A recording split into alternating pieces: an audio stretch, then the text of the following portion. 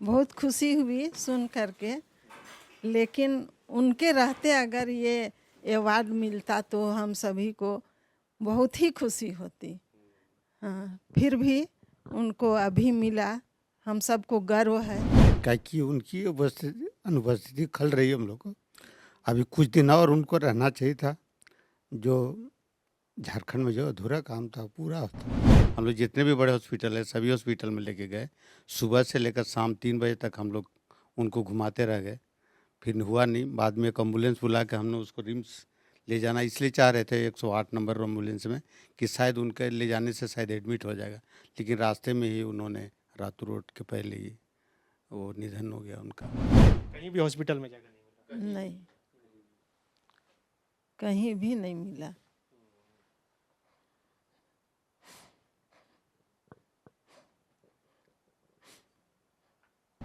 झारखंड के रहने वाले गिरधारी राम गंजू को मरणोपरांत पद्मश्री के सम्मान से सम्मानित किया गया है। गिरधारी राम गंजू कौन है?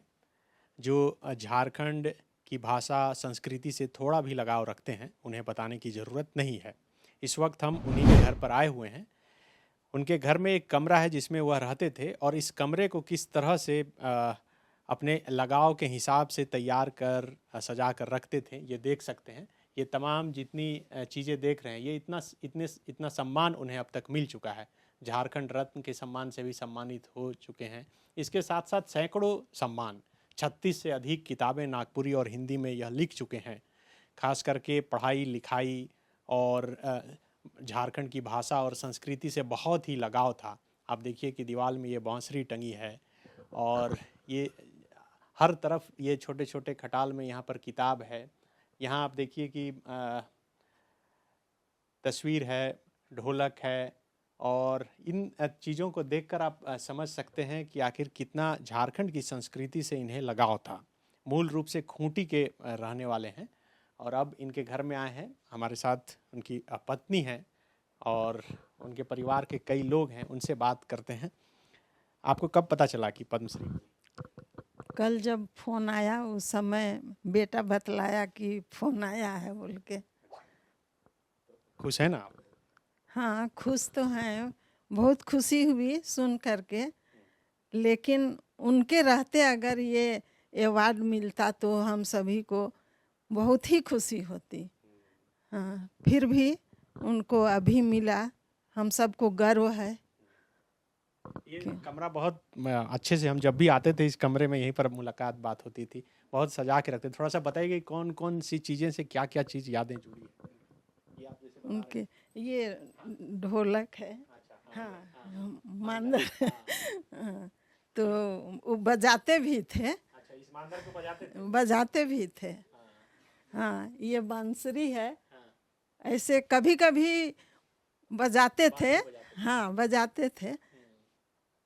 और ये रामदयाल जी का तस्वीर जो है?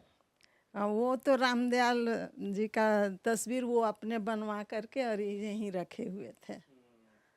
रामदयाल मुंडा से बहुत लगाव था नहीं? नीचे है, ऊपर देखिए तस्वीर है, इधर ये आलमीरा में भी लगा हुआ है। हाँ। ये सब देखिए जो जो अवार्ड उन्हें मिला है नागपुरी संस्थान की ओर से, फिर कला संस्कृति खेलकूद विभाग की ओर से, ये दूरदर्शन की तरफ से, ये झारखंड रत्न सम्मान, इतने सम्मान की ये छोटे से कमरे की दीवार जो है कम पड़ जा रही है। हमारे साथ उनके बेटे भी हैं। आपका नाम? ज्ञानोत्तम विधि। ज्ञान जी, आप शिक्षक हैं नहीं? जी सर। तो क्या अब तो बहुत खुशी होगी, थोड़ा सा मलाल रह गया कि पिताजी रहते और उस समय मिले? बिल्कुल, काफ़ी खुश हैं। अच्छा भी लगा, उनके रहते अगर मिल जाता तो काफ़ी प्रसन्नता होती, वो दोगुनी हो जाती। आप भाई हो गए? मैं उसका छोटा सेकंड वाला भाई हूँ। मैं शंकरलाल गंजू मेरा नाम है। हम पेशे से अधिवक्ता हैं। मैं भी कविता और कहानी लिखते थे और उपन्यास वगैरह मैं लिखा हूँ। वह अभी रांची यूनिवर्सिटी में कोर्स में है, और भाई से बहुत ही लगाव था। हम अभी भावुक हैं इसलिए ज़्यादा हम बोल नहीं पाएंगे, क्या कि उनकी अनुपस्थिति खल रही है हम लोग को। अभी कुछ दिन और उनको रहना चाहिए था। जो झारखंड में जो अधूरा काम था पूरा होता। मैं इससे ज़्यादा अधिक नहीं बोल पाऊँगा। कई काम और लक्ष्य लेकर वह चल रहे थे। झारखंड में जनजातीय भाषा विभाग के विभागाध्यक्ष भी रह चुके हैं और आपको पता है कि झारखंड में अभी भाषा को लेकर किस तरह से विवाद छिड़ रहा है।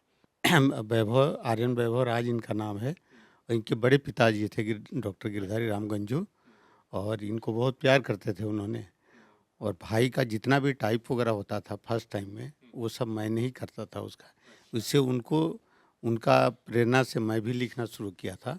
छोटनागपुर संदेश और इस सब में मेरा पत्रिका में छपती थी।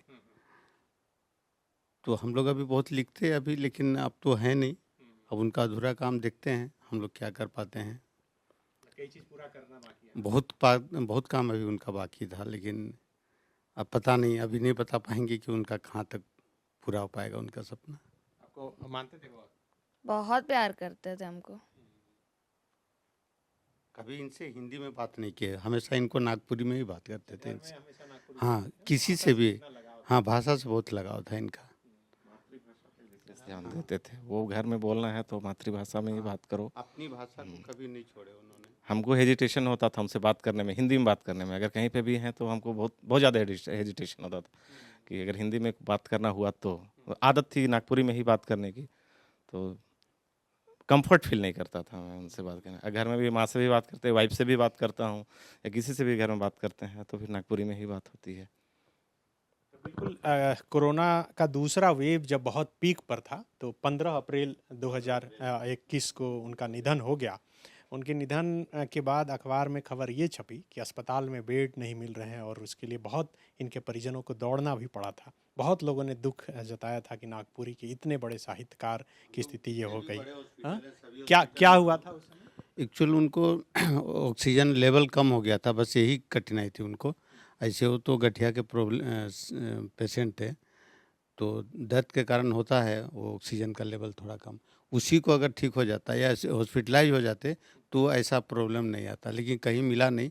हम लोग जितने भी बड़े हॉस्पिटल है सभी हॉस्पिटल में लेके गए, सुबह से लेकर शाम 3 बजे तक हम लोग उनको घुमाते रह गए, फिर हुआ नहीं। बाद में एक एम्बुलेंस बुला के हमने उसको रिम्स ले जाना इसलिए चाह रहे थे 108 नंबर एम्बुलेंस में, कि शायद उनके ले जाने से शायद एडमिट हो जाएगा, लेकिन रास्ते में ही उन्होंने रातों रोड के पहले ही वो निधन हो गया उनका। उसके बाद मुख्यमंत्री और राज्यपाल वगैरह दुख छपा नहीं, पहले वो बोले थे, लेकिन उस समय बोले रहते तो एडमिट हो जाता। लेकिन हम लोग तो प्रयास किए बहुत सा, जितना भी अपना सोर्स अप्लाई करना था हम लोग किया, लेकिन हो नहीं पाया वो एडमिट कहीं पर।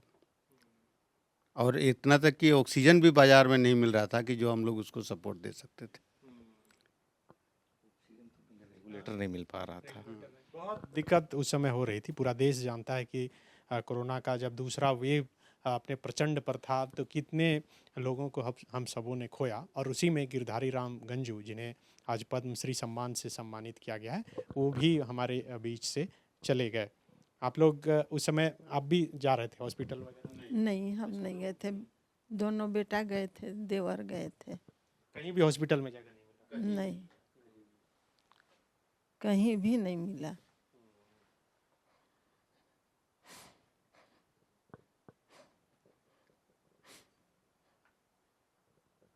तो आज मतलब आप लोग को यही लग रहा है कि ये सम्मान अगर उस समय मिलता तो और ज़्यादा खुशी होती, अगर इलाज सही पर होता तो? हाँ, इस कमरे में आते हैं आप लोग? आते हैं बीच बीच में, देखते हैं। तो यहाँ आते हैं तो लगता है कि उनके साथ हैं? हाँ, अभी भी लगता है कि हाँ है। घर में हम देखते हैं कि हर एक चीज को मतलब अपने हिसाब से, जैसे कि बैठने वाला भी वो पत्थर का बनवाए थे। हाँ, हाँ। क्या बोलते थे? अखड़ा, अखाड़ा, वहीं पे बैठते थे। कोई भी आता था वहीं पे वो इंटरव्यू होता था या जो भी होता था, वो एक तरह से वो अखड़ा का निर्माण किए थे। वो छोटा सा अखड़ा था उनका।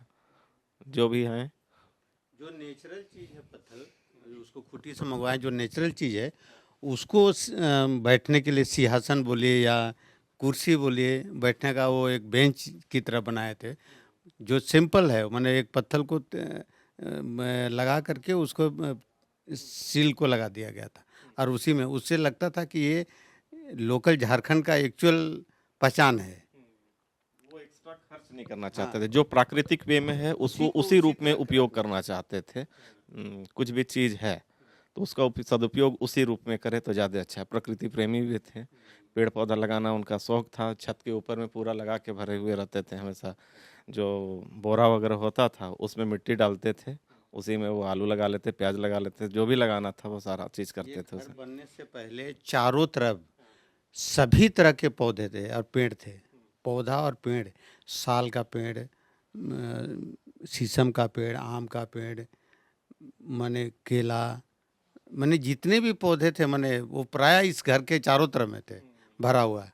वो बाद में बिल्डिंग बनने के बाद, बनने के पहले कट गया, उसके बाद बिल्डिंग बना इसमें। भी है, अभी भी है, सेब भी है। नारियल का पौधा था इसमें, नारियल का पौधा था। और जितने सब्जी है वो छोटा छोटा कहीं कहीं किनारे किनारे लगाते थे। और उनका हाथ का उसका लगाया हुआ बहुत जल्दी तैयार भी हो जाता था। बाद में उनको सुनाई कम पड़ने लगता है, एक रेडियो नहीं, वो एक्चुअल में वो गठिया का जैसे दर्द बैठता था तो उनका वो सुनने का शक्ति थोड़ा सा वो, हाँ, खांसी हो जाती थी। गठिया और खांसी को सुन दोनों के चलते वो सुन नहीं पाते थे। वो फिर ठीक हो जाती थी, कभी बंद होता कभी ठीक हो जाता, उस टाइप का होता था। तो बिल्कुल ये देखिए इनके किताबों का कलेक्शन है। हालांकि घर वालों ने बताया कि इससे अधिक किताबें जो है दूसरे कमरे में अच्छे जगह से पर रखा गया है ताकि ख़राब नहीं हो। ऐसी ऐसी किताबों का संग्रह है जो आपको मार्केट में भी नहीं मिले, लेकिन वो अभी तक संजो के इसे रखे थे और जब भी समय मिलता था इसे निकाल कर पढ़ते थे। आप देखिए इतनी पुरानी पुरानी किताबें हैं। जो व्यक्ति 36 से अधिक खुद किताब लिख चुका हो वो कितनी किताबें पढ़ चुका होगा। इस विवेकानंद विद्या मंदिर स्कूल एक CBSE affiliated English medium coed school है। हम शिक्षा के साथ संस्कार देते हैं। The follow-up.in. Like, share, and